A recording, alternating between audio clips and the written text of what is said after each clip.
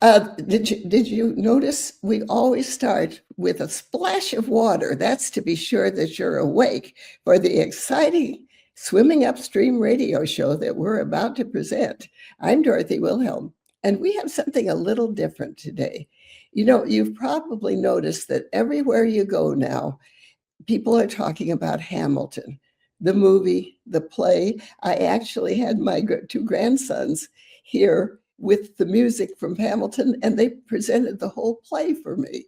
So it's a lot of fun. You may have guessed that we're going to talk about the 270th tribute to Alexander Hamilton. I can hardly even say it, but I want to tell you why I'm so interested in General Hamilton.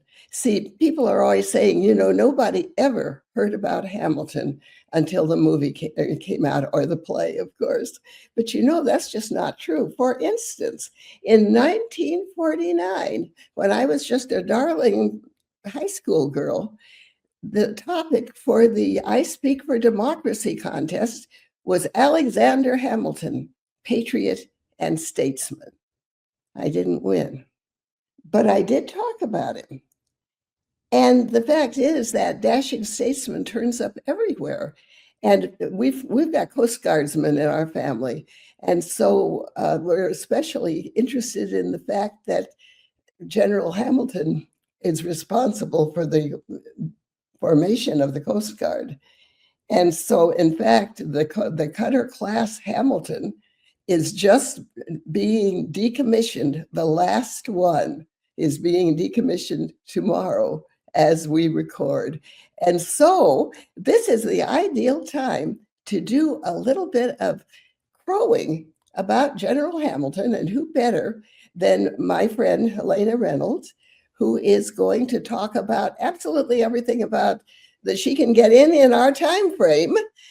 And Helena, introduce yourself with your book. Thank you so much, Dorothy. This is the book, and I'll talk about it more later. However, Destined to be a Hamilton. Yes, Destined to be a Hamilton. And the fact that it's the 270-ish birthday is a little intriguing. Historical records vary as to when Hamilton was born, either 1754, January 11th, 1755, or 1757. So we'll just say 270-ish birthday. He was born on a small island named Nevis in the West Indies and had a very difficult childhood. His parents were unable to marry. His father abandoned them when he was only 9, and his mother died when he was 12. But he was so persistent. He found a job, and he worked at a import-export place, center, which dealt with all kinds of travel and export products, cargoes, and he learned a lot, which benefit him way later in his life. And do you think maybe the fact that he had to learn these things the hard way gave him a leg up, so to speak, because it gave him skills that other people just didn't have? Definitely. Plus, he had the genius genes in him as well, and he loved to read. And so he had just a wealth of knowledge as a 14-year-old. He actually ran the place for a while his boss was sick. And so it was amazing. They saw such genius in him that the benefactors in Nevis raised funds to send him to become enhanced in his intellectual endeavors. And so he went to America. And he never returned to Nevis, and that's a whole nother part of the story. But which we'll get to later, or never? Yes, we will. We will. Okay.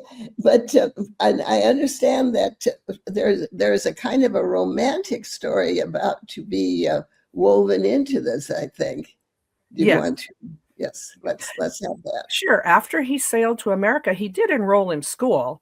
He lived with various families, and he dropped out to join the Revolutionary War. And so his duties, he was a captain, and he was very excellent at leadership. He was assigned to deliver papers to a General Schuyler in Albany, New York. And while he was there, he had dinner, and he met General's daughter. Her name was Eliza, and that was in 1777. Actually, what happened was that 3 years later, he met up again with her at a dance, and he was so smitten, he forgot the passcode to his quarters. And the young doorman took pity on him and said, "Okay, come on in." And so it worked out okay. But it was the beginning of their romance. And he married the girl. well, he did. They had a whirlwind, wartime pen pal courtship, if you could imagine. They met. They met up again. Yeah, I know you can. They met up again in January of 1780, and they were married on December 14th, 1780. So it was really quick, and the war was still going on. He just took a leave. See, wartime things work like that. Actually, that's probably the typical part of General Hamilton's life. And any one of us who've been married during wartime, that's how it works. Yeah. But it does show that once he made a decision, he made a decision. Right. And he was excellent in everything he did. And they wrote letters when he was gone, but he actually was able to become a lieutenant colonel, and he commanded a light infantry battalion in a successful siege in the final battle at Yorktown, which was at the end of the Revolutionary War. Actually, General Cornwallis did General Cornwallis did the I can't think of the name of it. Surrendered. He surrendered. And so yeah, General Cornwallis surrendered, and that was the end of the Revolutionary War. Now, have Eliza and Alexander had their first child yet? Yes, after 3 months after the war ended. That was in October, and in 1782, their first child, Philip. I thought all this time you had been saying that the baby was born 3 months after they were married, and I was scandalized. No, after the war. Yes. They named him after Eliza's father, Philip Hamilton. And now you notice that it's still unique and amazing, and we can joke about it a little. But we're getting to the part that's where he began to distinguish himself so greatly that you can't overlook it anymore. You can't say, "Oh, young lovers," that kind of thing. Right. Well, after the war, he was driven. He went back to pursue his law degree, and he studied. He homeschooled in his new father-in-law's home law library. And he was so astute that he actually passed the bar exam in only 6 months. He was elected to the Continental Congress and helped ratify the U.S. Constitution because they needed these essays written. They decided to write 25, ended up writing 85, 3 of them, and Hamilton wrote 51 of the 85 Federalist Papers. And not only were they a help in ratifying the U.S. Constitution, but even today, lawyers use them to interpret the Constitution. So it was a very efficient endeavor that had forever sustainable effects. Okay. Helena, let me ask you something. Now, you've spent a lot of time with General Hamilton and his family. What is the thing that just hits you in the head? What just is the most distinguishing characteristic? The most distinguishing to me is the fact that he had brilliant ideas and he had people against him the entire way. But he was so sure of himself that he pressed on. We wouldn't have a nation today if he had not fought to have the financial system the way it is. And so it impressed me that as smart as he was, he worked really hard to make sure that we could survive as a nation. In fact, he was chosen to be the financial guru, or the architect, I guess you might say, as the Treasury Secretary, the very first Treasury Secretary. And he created the dollar, they invented public credit, the central banking system, promoted industry and manufacturing, and designed much of the corporate systems we know today. And that was only the beginning. That's interesting. What do you know about him as a man, a person, as a father, maybe? He was very devoted. They had 8 children. They were very committed and loving to their children, but he was gone a lot. So it did make it difficult. His wife was very, very, very committed as well. Now, one of the things he did is what you've already mentioned, is that to protect the industry and trade, he introduced tough tariffs and ordered 10 armed ships known as cutters, and they were to protect the coastline from smugglers. Initially, they were referred to as the Revenue Marine, but this fleet became known as the U.S. Revenue Cutter Service and expanded from revenue collection to defending shipping, charting waterways, providing intelligence, and fighting privateers. Let me put in at this point a note from my son, who's a retired Coast Guard commander, and I asked if he knew about anything about General Hamilton, and he wrote, "Not really. We knew he wrote about using small ships to collect duties and interdict smugglers. Couldn't have told you that was Federalist 12 without Google. The closest cutters were named after other CG heroes, but the first one was named after Hamilton. So 378-foot cutters, I didn't know that, were called the Hamilton-class cutters. And as we said, that one will be the last of the Hamilton-class cutters will be decommissioned tomorrow. And of course, he's the father of the Coast Guard. We knew all about him before Lin-Manuel Miranda was born. Yeah. One of the buildings on the campus is Hamilton Hall. We knew he wrote about using small ships to collect duties. And so they and the big building on campus was Hamilton Hall. And I remember seeing it when we visited the academy. And I just wonder what he would have thought about that memorial. I think he would have been pleased. He would have been proud, I'm sure. Now, he did resign from the President Washington's cabinet in 17. Pardon me? I said, really? I didn't know. He resigned in 1795, but he remained involved in government activities.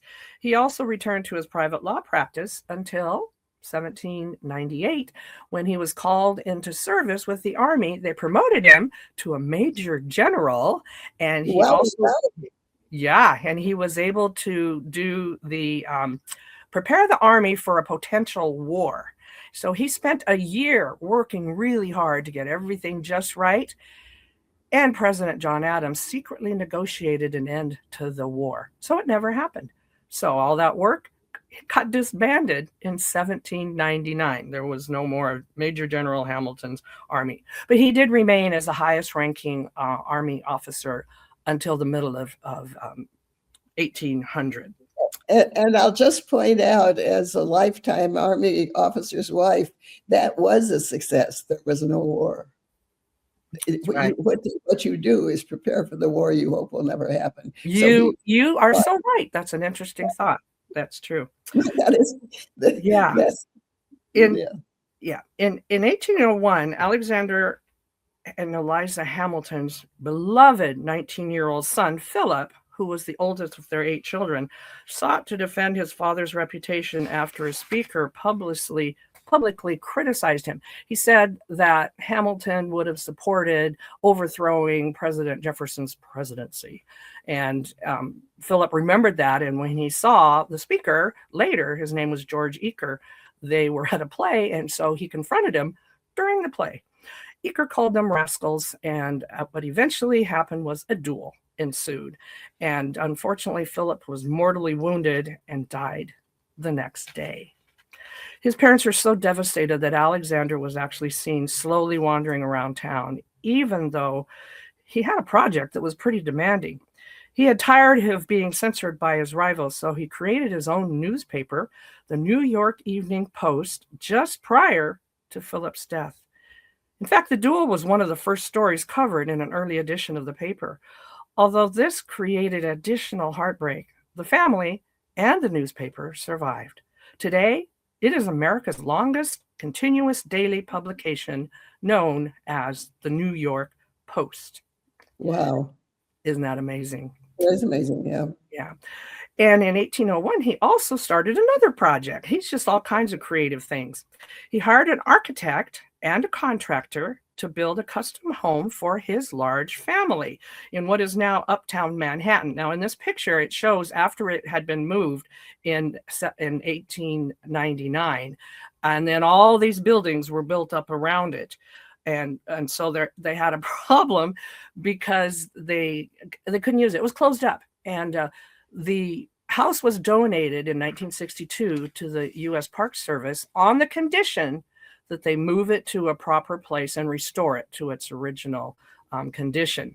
And so in 2008, a contractor was hired. They raised it 30 feet up over that porch on the right. You see, they pulled it forward 500 feet, and then they moved it down the road around the park, around the corner to a park. And today it's fully restored and sits on Alexander Hamilton's original acreage. And the Grange, as long as they don't put a ballroom in the East Wing. Okay, the Grange is open to the public free of charge. Yay. Yeah, so that was a great thing. That's wonderful. Well, it's surprisingly contemporary looking. It was state of the art back then, and it's still. But see, it could easily have been built today. I mean, originally, So that's very interesting. Yeah. So the next event wasn't one that was well known, but it unfortunately had devastating results.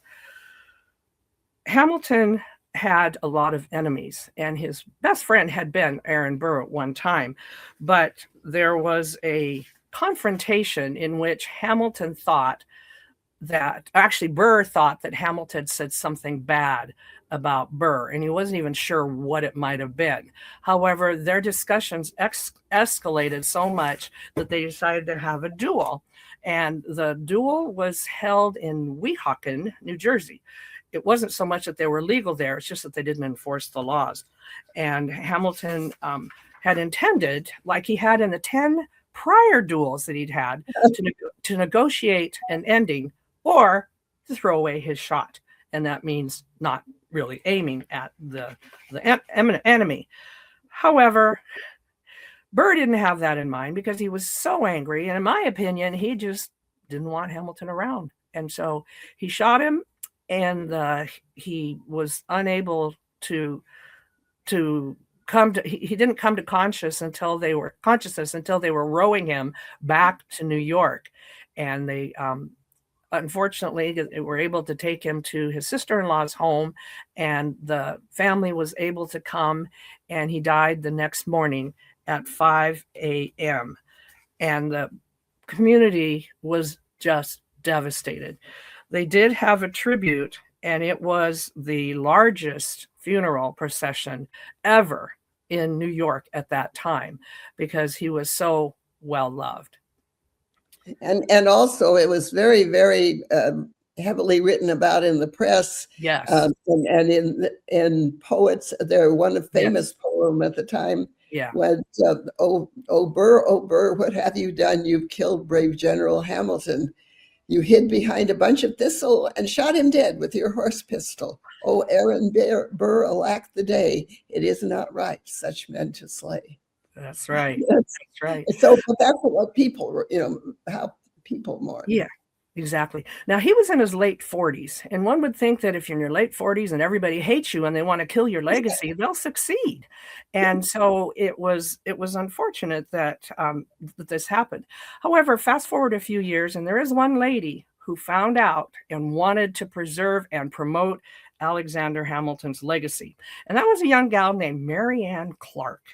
And she was a waitress in a cocktail lounge. And in 1965, she was a soon-to-be divorced, struggling cocktail waitress when she was courted by Alexander Hamilton's great-great-grandson, Lawrence Morgan Hamilton, 65, soon-to-be divorced patriot. He was so good to their children, she agreed to date. And they were married from 1966 until 1978. You got the picture there? There is a picture there, yeah. There are the children, yeah. The 5 children. Now, what he did is he courted her and the kids. He took them everywhere. And so she was able to see a different light of him. And even though he was 65 and she was 31, she thought it might work. And so she did marry him. And at age 82, oh yeah, there's their picture after their wedding. Fast forward to 2000, this was in 1966. In 2016, at age 82, Marianne experienced the Broadway musical Hamilton in New York. Then she met Lin-Manuel Miranda, and she realized that night why her husband was so eager to promote Hamilton's legacy. And so she decided she wanted to pick up the mantle and do it. She hooked up with some friends who took her all over the East Coast, down to the Caribbean, giving all kinds of speeches about Hamilton until COVID hit. So she stayed home. She wrote a book. I was asked to help write the book. It's called Destined to be a Hamilton. It actually became an Amazon bestseller. Helena, who wrote the book that became an Amazon bestseller? Marianne Hamilton wrote the book, and I'm her co-author. And it's her own adventures, as well as 70 photos and 90 little-known facts about Hamilton that we inserted in between the chapters. And the new version had an epilogue and also a book club discussion questions, which should be out soon. A traditional publisher has picked it up. And so before Marianne passed away in 2024, she asked me to continue promoting the book in any way possible that I could. And one of the things is that if Eliza Hamilton had not had all of Alexander Hamilton's papers preserved in the Library of Congress, we would have none of this information today. So she's the real hero of the story as well. And so by going into those primary documents, we can see that our founding fathers had a certain idea of how our nation was supposed to be, and hopefully we can learn and grow and get back to the beginnings of our democracy. And we can thank Eliza Hamilton and Marianne Hamilton, as well as what Hamilton did for that. So this is our tribute. Happy 270-ish birthday, Alexander Hamilton. Your impact endures in every corner of our nation and around the globe. Very, very good. But now, what I did want to hear a little bit more about the Alexander Hamilton, or the group you belong to. I'm not exactly sure. The AHA Society? Yes, the AHA Society was what connected me with Marianne, and the leader of the AHA Society, it's the Alexander Hamilton Awareness Society. He actually took her on the trips to go and speak about Hamilton. Now, the man was Rand Chalet, and he founded the AHA Society because he couldn't find much information or many people who knew about Hamilton, because they weren't either in the Coast Guard or in the banking industry. And so that's why he founded it about the same time that they opened up the Hamilton Grange. It was just a providential timing that it happened that way. And the organization is still going today, and I'm working with them as well. That is wonderful. Now, if people would like to get in touch with you, how will they do it? Okay, HelenaReynolds.net. You can see my name on this. It's all one word, just HelenaReynolds.net. You can email me, and I'd love to be in touch and share these, like I promised Marianne, all over the region, the nation, or the world. Helena, it has been a real privilege to share. I've got to read this, our 270-ish tribute to Alexander Hamilton. Guarantee you nobody else is doing this. This is a Swimming Upstream exclusive. That's right. And his birthday is marked on January 11th, which is the month we're in. That's right. I had to stop and think about it. Anyway, so much fun. Thank you. Thank you. Stop by and see us again sometime. This has been an SOB radio production. SOB stands for Spunky Old Broads, and all of the hosts are women over 50. We will see you again next month with something. It can't be equally exciting, but it'll be exciting. This is Dorothy. See you then.